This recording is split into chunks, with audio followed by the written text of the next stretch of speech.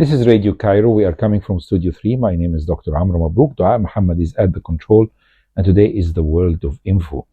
And today we have a very special guest that she has come specially to our dear listeners to give them a talk about something which is, I believe, very emotional, something that is comes from the heart to the heart, and that's what makes this very interesting.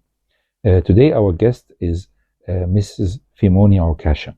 And she is a tourist guide, a business lady, a lady who has been involved in a lot of activities and working with charity and working with a lot of things that makes her life very interesting. She has a master's degree in museology, that is the art of museums, but she's not coming here today to talk about herself. She's coming to talk about a very special lady, and this lady is her mother. Always the mother is a very dear person to anyone and any human being. And there is always a very special relation between mothers and daughters in particular, because mothers are very emotional. And when they have a daughter, they think of this daughter as a replica of hers. And they are giving her the advice always to go in her life in uncharted waters with a lot of hope and care and to avoid despair. Today, Mrs. Femony Okasha had the courage and the persistence to write a book about her mother, and her mother is a very special lady. Anyone who reads this book will get hooked to it, will become very much interested to understand and to read for himself what is there in the book. The book is called Al-Khawagaya, Sira Riwaiya. And to translate Al-Khawagaya, I will leave Mrs. Femony Okasha to translate it in English, because this could be real difficult to me. Mrs. Femony, thank you very much for coming, and thank you for sparing the time in your very busy schedule to come to our program to speak about a dear person and a dear project that you have taken a lot of your time and your effort to produce such a heart-to-heart book. Thank you. Thank you. It's my pleasure to be here in this program. So, tell us, everybody would like always to tell the story about his mother, and especially if this mother has passed away. We are sorry for your loss, but we feel that we are part of the family now. Anyone who reads the book would say, I wish I would have met this special lady. I would have loved to meet this family. Femony has, I'm sorry to use the name, Femony has written a lot, but still she kept a lot of us in the shade. She didn't tell us the rest of the story. She told us a lot of things, and we believe that, say, maybe we should have asked her a question or two. Maybe what really happened, what made your mother do so and so. So a lot of questions and a lot of details, but yet the emotions can get us carried away. Tell us, what gave you the idea to write this book, and what made you able to finish it? Because you can always start a lot of projects, but sometimes you lose the enthusiasm on the road. Well, I always I used to write often, but I never thought of that I would write a book or write even stories. But I used to always write poems, thoughts, and my friends used to, and I showed very few people. Not too many people saw whatever I wrote, but sometimes I put things on Facebook and people would tell me, oh, Femony, you write very well. But that was just like a hobby. I like to write, but really it never carried me to take it to write a story until my mom, in the last 5 years of her life, when she was suffering from dementia, she left Holland and she came back to live with me. And she passed away December 2019, and in February 2020 I had a friend of mine. I think she was trying to get me out of the sadness, and she told me, Femony, let's go, there is a workshop for short stories, and we go together, it's downtown and you like to go downtown. And I told her, listen, I'm not into writing stories at all. And she told me, okay, let's go together. So we went together. I got interested.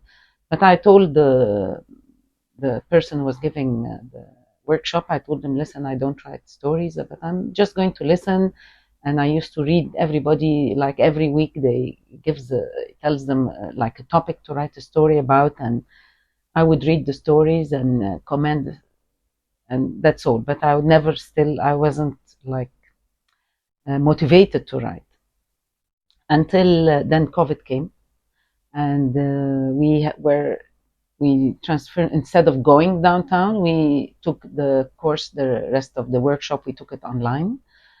And then he told us, write something inspired by staying at home and being alone. And then I suddenly, all of a sudden, like dawned to me, I thought of thinking of my mother.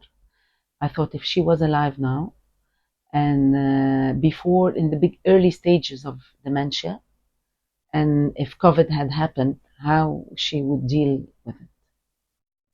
So I found myself in half an hour writing my very first story ever. And I put it on the group, and everybody liked it very much. And I got encouraged to continue writing stories. So I took one workshop after the other with different writers. And every time I'm writing and writing, and friends of mine kept telling me, Femony, because I always told them my mom used to say so many stories, and they told me, well, write it down. So I used to write stories of her life in these workshops, and everybody was interested. So I thought, okay, I'm gonna write her story.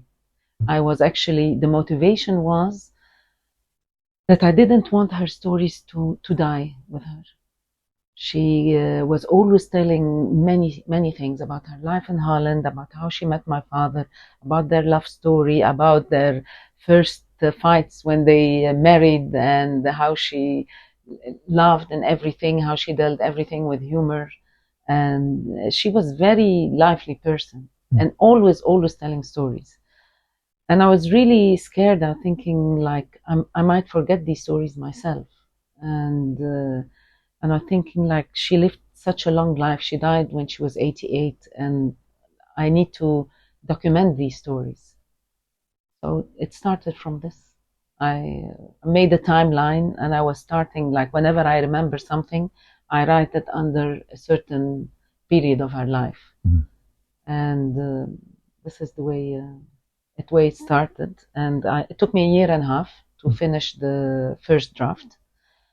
And then I asked some friends, writers, to check it out, tell me their comments. They all told me it's very nice, and they give me lots of comments, and I was writing everything down. But it was very important for me to ask somebody, a writer, an acknowledged writer, who doesn't know me at all. Because I thought, all these writers I've asked to read, they know me one way or another with different levels of closeness. So I was like afraid they would tell me it's okay, and it's not really, they're shy to tell me that it's not good for publishing. So I asked a friend of mine if he knows one of the big writers, and he did. He told me he knows Dr. Mohammed Makhzangi. And I was like, wow, of course, like this is such a big name, yani, and very well respected. So he did send him the manuscript, the draft, the first draft. And I found the next day, Dr. Mohammed called me himself, and he took my number, and he told me really beautiful words. I was like in tears. Really, I was just crying and thinking, this is her work, not me. And this is how I actually feel very much about this work. I get, of course, it's flattering to hear all these beautiful comments, but very big part of me feels it comes from her. So since we talked about Dr. Mohammed Makhzangi, a real talented writer, a very highly educated person who has dedicated his life. I had the honor to meet him once in the book fair, as in Dar al-Shuruq, by the way, and I know Mrs. Amira Abul Magd because she was a class fellow of mine in school time. and I had the pleasure of meeting him, and he's such a nice person. Yes, And being a medical doctor, definitely he is a very practical person in spite of all his emotions. So he will not give you any compliment except if it is well deserved. So you had the right choice in sending the manuscript to a man who is very fair and at the same time very talented. So I compliment you on this. So we now know the story from the backwards.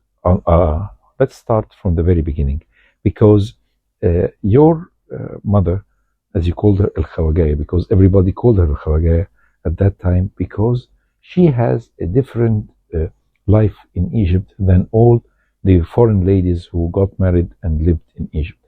Because a lot of Egyptians, like for example, the physicians who were the class fellows of my dad, who married distinguished ladies like your mother, foreigners, but they lived in Cairo.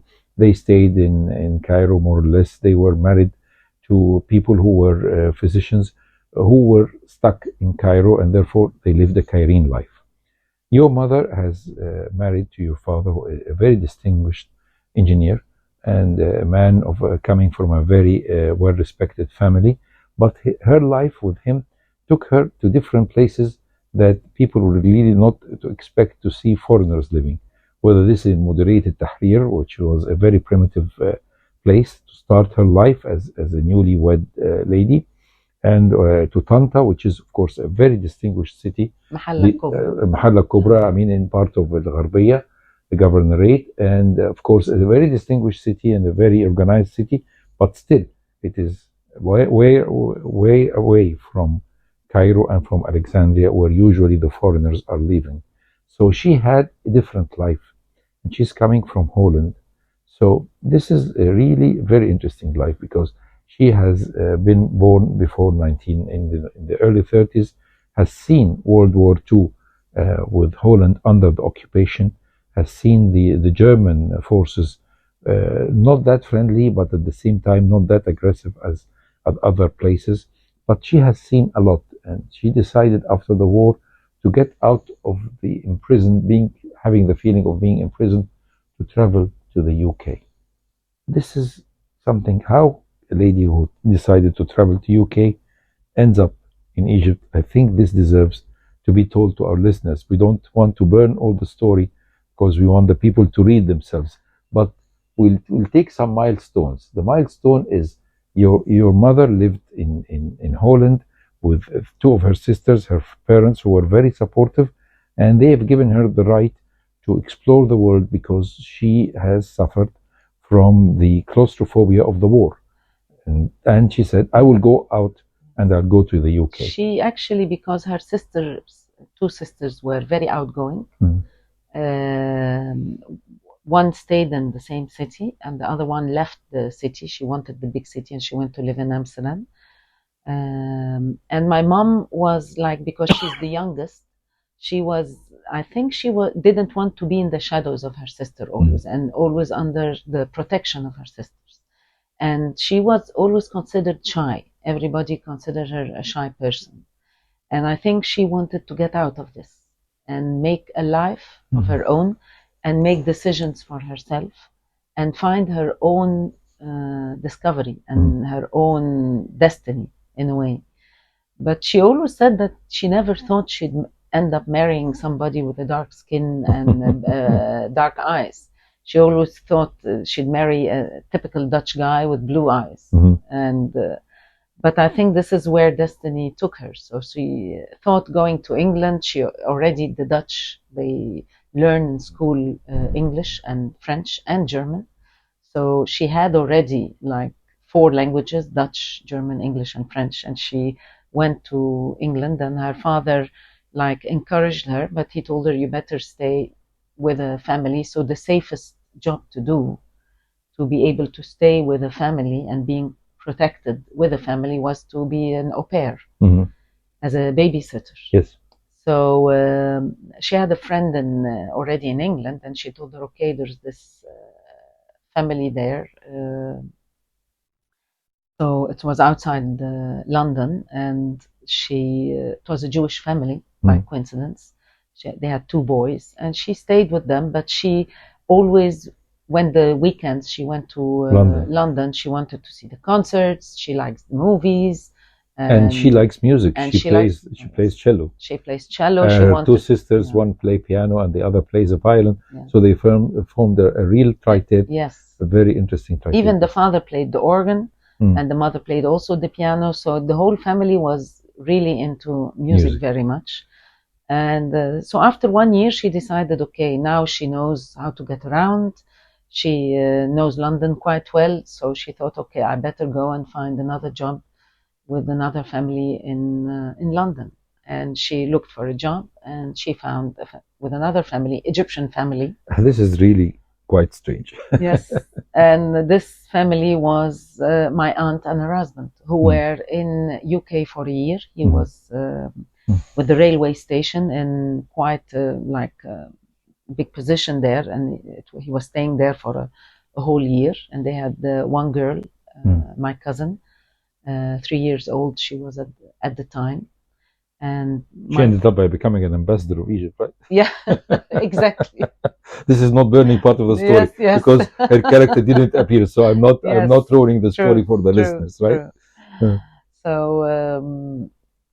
that's true. So they liked her very much, and after 1 year they offered her, why don't you come a year with us to Egypt? And I always ask her, what made you come to Egypt? She said, I had another job offered with another family in Sweden, but I thought Sweden is next to Holland, is not far. And it's extremely cold, by the way. And it's extremely cold, and Egypt is warm, and the sun and the pyramids, so why not go to Egypt for 1 year? And so she came actually looking for adventure and the excitement of something new. I will just stop you here because I want to describe to the listeners the beginning of the story. We'll not go to the rest of the story because there is your mother coming with the little girl who she's going to be her babysitter, continuing her job as a babysitter, with a decent gentleman and his wife, that is your aunt and your aunt's husband. And suddenly, as they come to Alexandria by boat, there is a Prince Charming waiting for them, who's he looks at the eyes of your mother and he just falls from a very big height in a big romance with this beautiful lady coming from Netherlands. Yeah. This is very interesting story. Yes, it is. But we'll leave it here because we don't want to burn the story. We'll tell the people that she got married, and you need to know the story. Go and read the book. But after that, he has changed his job and passed into. He has been working as an engineer in textile engineer, and therefore he found a job as a director of a factory, and this was in the 50s.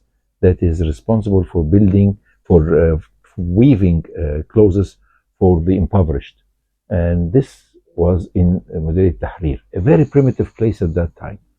And this lady coming from Netherlands started to cook using a kerosene stove. Yeah.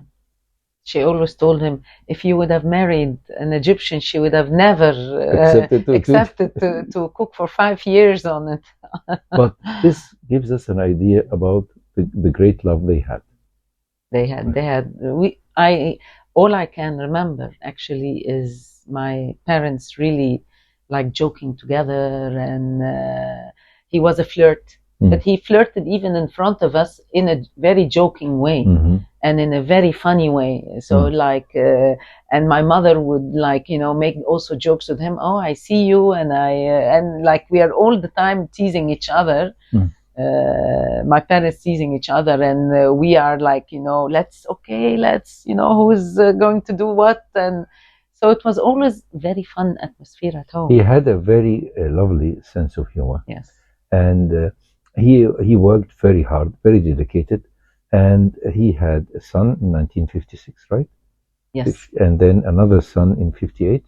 My 60. Son 56. And 60. And then 60. And you will not say the age. No, you can. I'm 65. I don't care. In 1965, not 65. Yes, exactly. So the daughter came. I mean, the first son became very much attached to his father in the beginning. And when the daughter came, your mother felt that she's blessed to have a girl. And she said to him, I will call the girl, I will give the name to the girl because you have named the boys. But he decided to give you a name that everybody has asked you this question. Yes. What is your name? Where you come from? And how can it be this name? And then the family of Okasha. This is very interesting. Because very true. Tell us about the name, because this is an interesting part of the story without burning the rest of it. Actually, I'm very happy that I wrote the story of the name in the book. Yes. So I can tell people now, look, page 181, the story of my name. Yes. Actually, the eldest brother is named after Abdullah, after my grandfather. And the second brother was named after Kamal, after his uncle or the brother of my father. And then when I came, she told him, you have 4 sisters. You're not going to choose a name. And this is the last time I'm having a child. So we can't name it on any of them because the others will get upset. So I will choose the name. So every time she thinks of a name, they tell her, this is not good. This is not nice. This is like too kitschy, this is like very too common, this is too difficult to pronounce. So she ended up like they waited for a whole month, which like at that time you paid actually penalty for being so late and naming the person. But my father came one day and he told him, what do you think of Femony? And like everybody looked like my mom told me, like, what's this Femony? What do you mean? What is that for a name? He told her, I named after my father and brother. So the girl will name her after your mother, part of the name of her mother, which is Fem, and her sister, who was coincidentally there at my birth because I was 1 month early, born 1 month earlier. So she was there at my birth, and my aunt's name is Khani. But he took the khe off because it's a very heavy letter. So Femony. So of course, like my mother was like extremely happy with the name, and her family in Holland, where her mother and sister were very happy that I'm named after them, especially that my aunt Khani never had children. So and I'm very happy, but I'm always wondering, why did you've never met a person named Femony, right? No, I have 2 people whom I know who were named after me. Really? Yes. That's very interesting. Yes. That's really very interesting. This is so sweet. This gives us the idea as readers and make us share the love story that your mother and father had together. Luckily enough, he didn't stay long in Tahrir, Mudir Tahrir, only for 5 years, which is a very long time. But then he found a job in the textile industry in Al-Mahalla Kubra, which was established by Talat Harb in the 30s, a great textile firms and a great factory, and there are houses and community and hospital and club. So it was a very special, groomed, if we may use, life in the 60s and the early 70s. This is interesting, and I will always advise the readers to go and read this part because it gives you a glimpse of the 60s and the 70s in Cairo, or in Egypt in general. But this takes us to a very bad memory. We'll just pass through it in 1 second, which is the premature ailment of your dad. Unfortunately, he was having a heart condition. And unfortunately, the cardiology management or the management of the heart has not advanced in the whole world except in the late 80s and early 90s.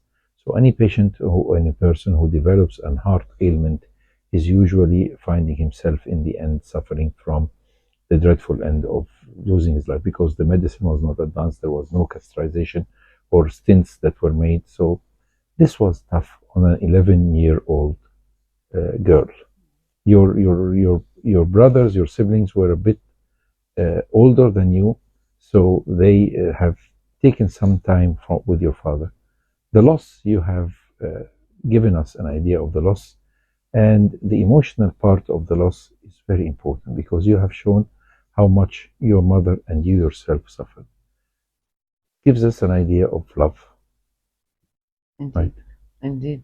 Yes. I mean, especially that after my father died, My eldest brother was already in university in Cairo.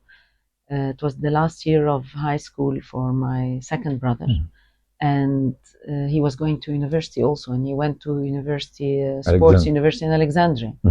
So all of a sudden, we had a house with my father, my second brother, and me and my mom. We ended up staying alone totally.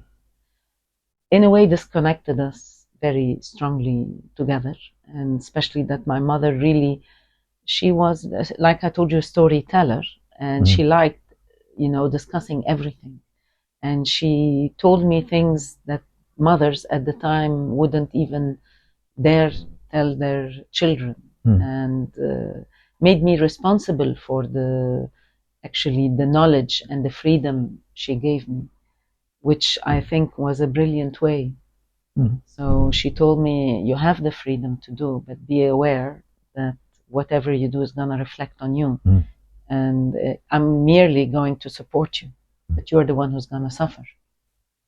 So I always thought of the sentence she told me, and so it wasn't just like giving freedom without thought, without she barriers. Made me, and without barriers, but she made me think about this freedom I'm having.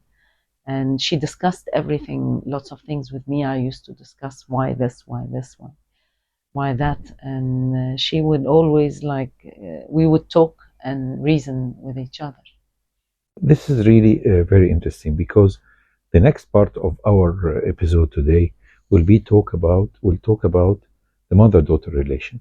The mother-daughter relation that started with the mother as the custodian, the one who's responsible for giving advice, the mother that had to leave in a period of her time to get better medical care and support in Netherlands, and the mother who came back to stay in Egypt because of an ailment that happened.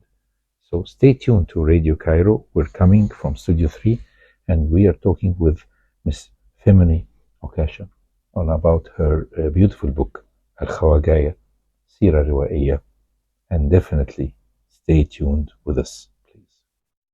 So we're back. This is the World of Info. My name is Dr. Amr Mabrouk. Dua Muhammad is still at the control, and we are back with Mrs. Femony Okasha. I'm sorry for pronouncing the name. It's good. It's Femony or Femony? Yes, Femony. Femony, sorry. Yes. Femony Okasha, a writer, a tourist guide, a business lady, somebody who's involved in translation. She speaks Arabic, she speaks English very fluently, and she speaks Dutch, although she learned Dutch not in her early years. Because I don't know why your mother didn't insist on educating you in Dutch, but you have lived part of life. The nice thing about the book, you didn't transfer it to a biography with your mother in the background, but you are the one who is in the background. And this is very professional. Everybody would like to tell the story from his side, not from the side of the person that is the champion or is the main character of the book. Your mother was the main character of the book, and we see your mother in every page. And people come through and go, whether these are your siblings, your father, your aunts, or you yourself. Your mother is always the main character. And for this, I show you a lot of respect, and I present a lot of respect, because you could have been carried away. And I really was searching among the pages. So tell me who's real Femony, because Femony is not the main character. And this is interesting. You could have been easily carried away, because you yourself had a different and a difficult life, because you have decided after getting your degree to go to Holland for some time and spend some time and work there, and then came back to Egypt, progressed in different perspectives of work, took other jobs than being a tourist guide, or you graduate from Helwan University, the Faculty of Tourism. But you have gone through different directions, but the main character stays your mother. How you were able to do that? Because she is the book's name from the very start was El Khawagaya in my mind. I had this name set immediately because they called her El Khawagaya, and I was referred to as the daughter of the Khawagaya. Bint El Khawagaya. Bint El Khawagaya. While my two brothers didn't have this issue actually. Abdullah and Kamal, I asked Abdullah, did you ever? He told me no. He was never heard this.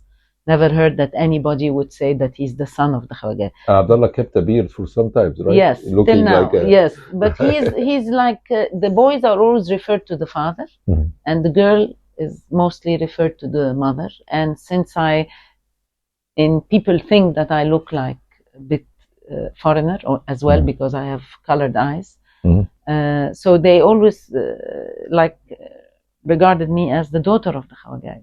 So the book was really about her and about her stories. And I actually didn't want to put myself at all in the picture. But then I thought it will be very difficult not to put myself in the picture, because I have things, all the stories I put myself into are relating to her. So I was very careful to put everything, even the things when I talk about my marriage and about having a child, it's related to what she's telling, the story she's telling about her marriage. From her own perspective. Yes. If she's the voice in the story, and I'm the voice who tells the stories from the other perspective, but is in relation to her. So you have lived some time in Holland and then decided to come back, I think because you got married. And no. What made you leave Holland after leading a good career over there? I love Egypt. I love Egypt, and I feel this is home. It's warm, and I mean by the sense of warm, everything.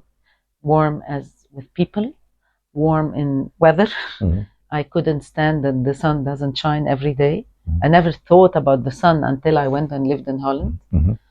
So I lived there 3 years, and then I decided, no, I'll go back. I've learned Dutch, and I will work as a tour guide with Dutch people. And so I did, actually.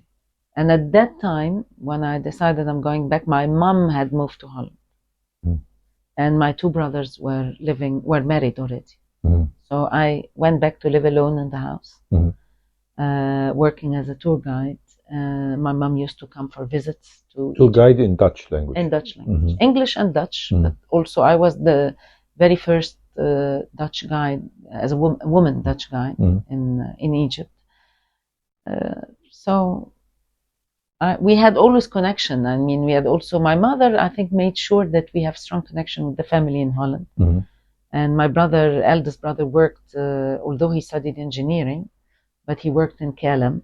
He liked traveling, and he worked for KLM for maybe 32 years. So we always had tickets, and traveling was easy. And my other brother worked in tourism. He had his own travel agents. So also worked with a lot of Dutch travel agents. So one way or another, the Dutch connection stayed even in our third generation as well, right? Your in children, work careers, I mean, the children of your brothers also are now they're all living. My son studied in Holland and lived 7 years in Holland, and my eldest brother son lives in Holland, studies in Holland, the other 2 in Germany. And my second brother, Kamal, God bless his soul, his son lives also in Holland. So the whole family actually got affected by Holland. But my eldest brother lives here. I live here as well.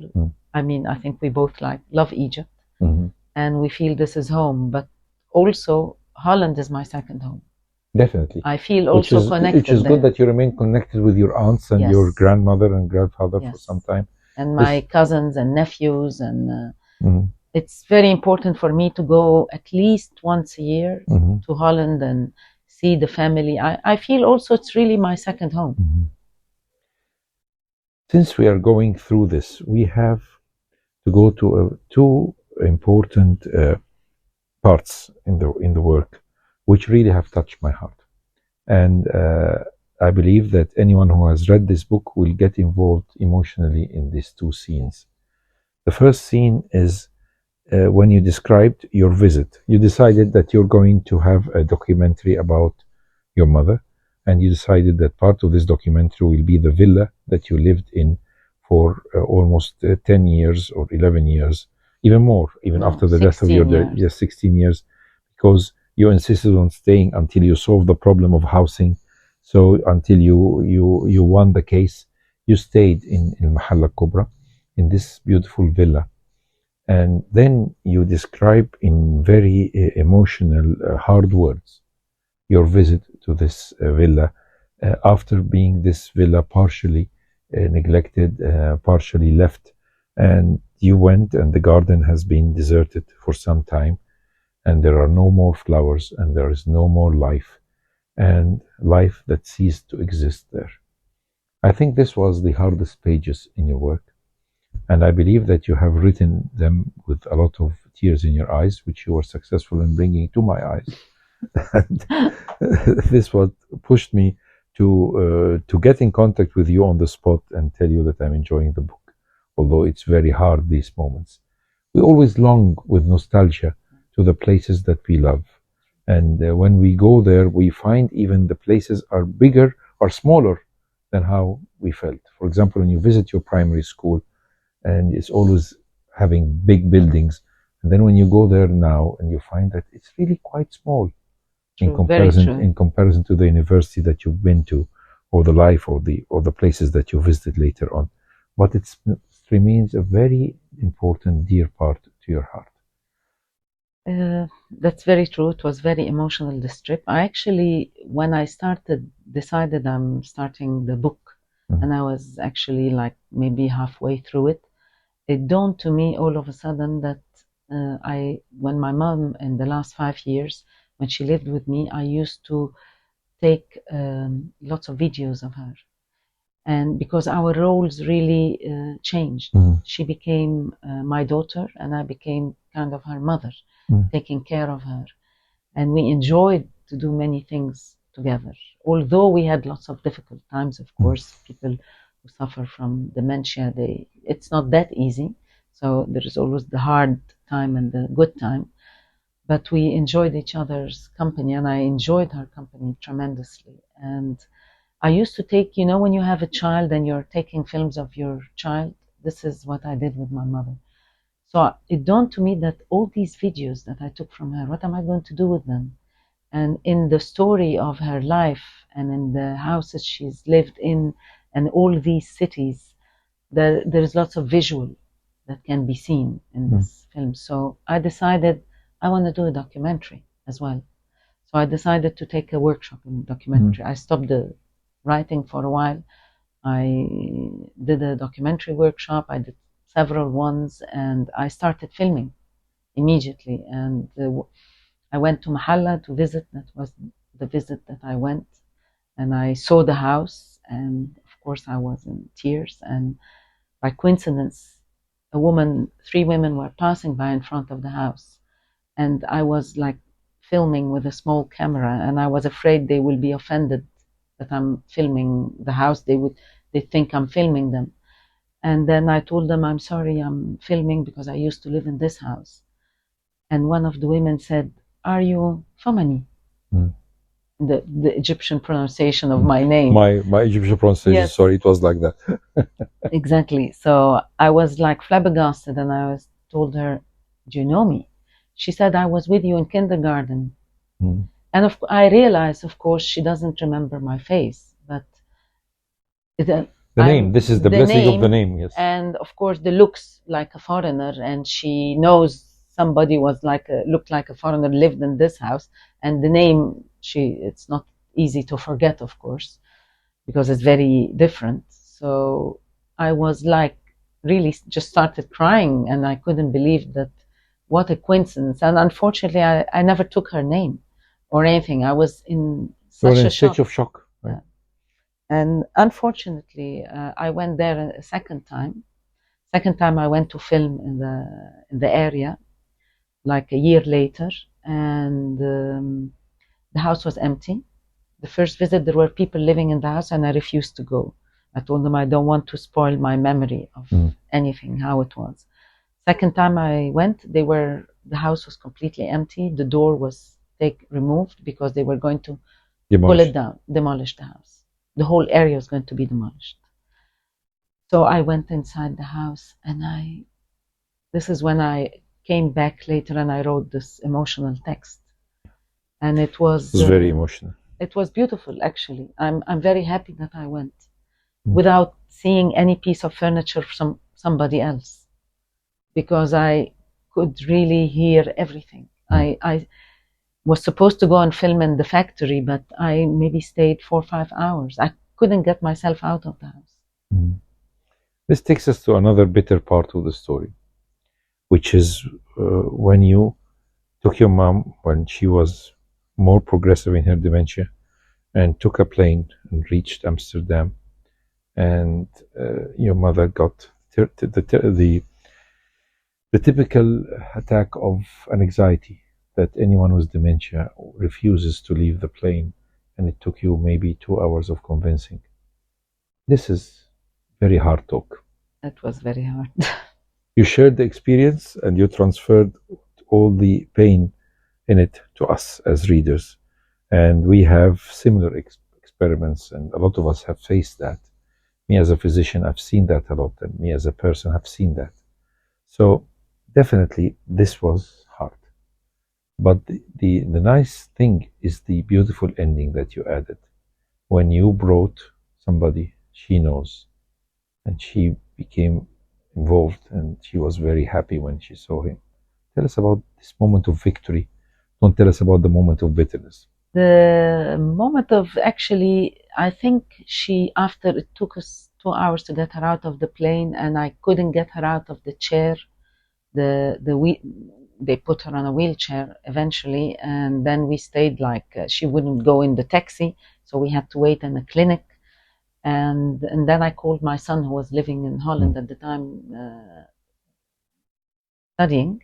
And he had exam. He couldn't get us from the airport, but by the time all this happened, he had finished his exam. So I called him and I was like in tears, please come and help us. And all of a sudden, when she saw him, she was very happy. And like if nothing happened, all the saga of 4 or 5 hours of not wanting to get out of the chair or get out of the plane, like finished, it ended. And she agreed. This is a bittersweet moment that definitely takes us to another helm of discussion of the way that you tried to help to ease her pain of memories. I remember the sentence that your late brother, God rest his soul, said to you: how come she's going into dementia when she is the memory of this family? This is a hard moment, but the point, I'm sorry I didn't follow you at that time on Facebook, but at that time, for a period of time, the last 5 years, you kept on taking her to trips with your friends, and you go on the boat trips and go for a lot of outings, and you have nice memories of that. Lots of nice memories. She liked going out. She was a person full of joy, and this is actually what I mostly have learned.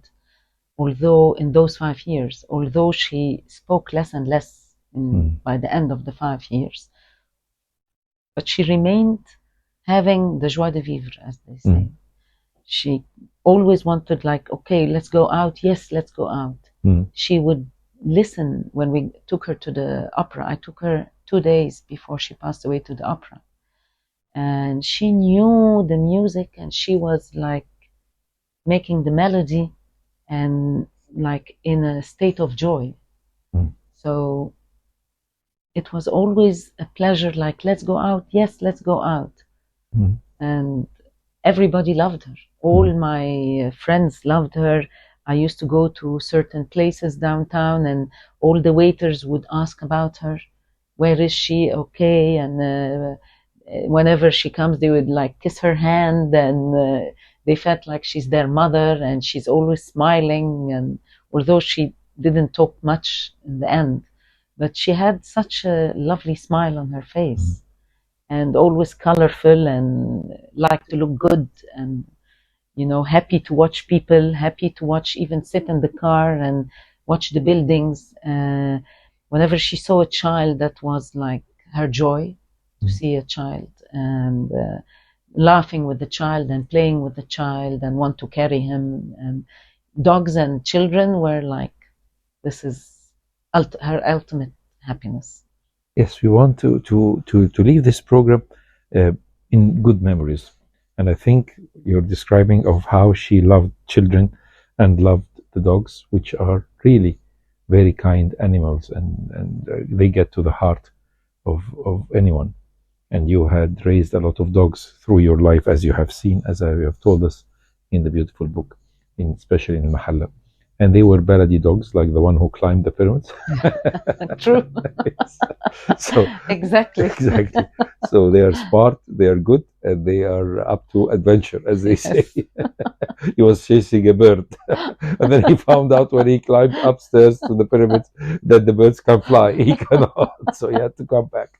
So when we talk about the last part of the book, and we have to tell our listeners that you come from a very special family, because you have had it all.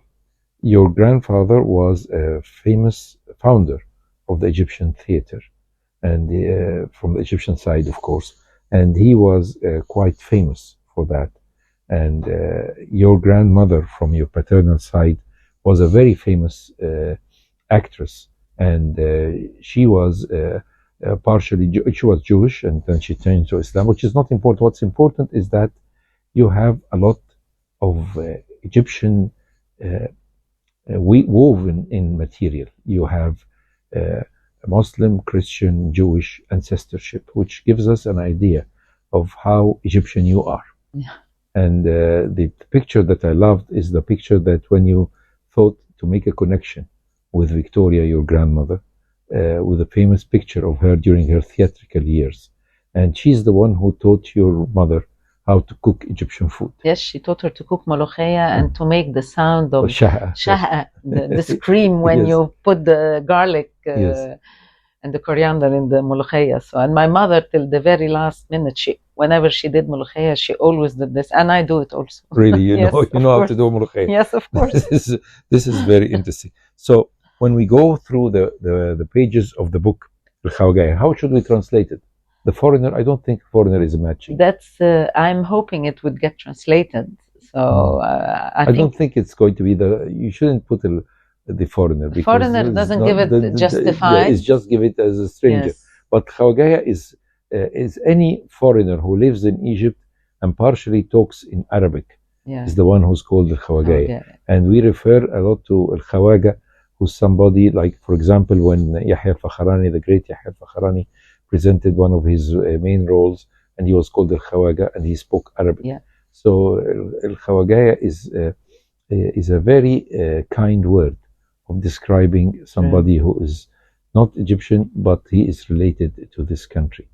He might not be speaking Arabic as Egyptians, well, he's speaking with an accent, but definitely he is part of this country. It's controversial also, the name. I meant it because she was regarded as Khawagaya, but she was very Egyptian. Yes. And very humble and talking with everyone and enjoyed life in Egypt. Really. And she liked to talk even with the simple housemaids. Yes. And took part in solving their problems. And this gives us sort of the kindness that your mother had, and the kindness that definitely you have inherited from your mother, you and your siblings. We can't leave this without thanking you enough. You've been very kind in coming to our program. You've been very kind to take some time of your busy schedule to be in the program, to tell us the story and the love that you carry to Khawagaya. Thank you so much. I've enjoyed it. It's really enjoyable, and I hope that you have more books to write, because you shouldn't leave that at this book. I know how hard it is to write a book in 5 years. I know how it is very difficult to manipulate all the information that you have and put it on paper. But you did it. You can do it again. I will, hopefully, yes. We had the pleasure today to have with us Ms Femony Okasha, the writer of Al-Khawagaya, Sira al-Ruwaiya, about her mother, God rest her soul, about her life, about her times, and about the nostalgia. And thank you for sharing with us the nostalgia, the bittersweet story, and thank you for coming. My name is Dr. Amr Mabrouk. Dua Muhammad was at the control. Stay tuned to Radio Cairo.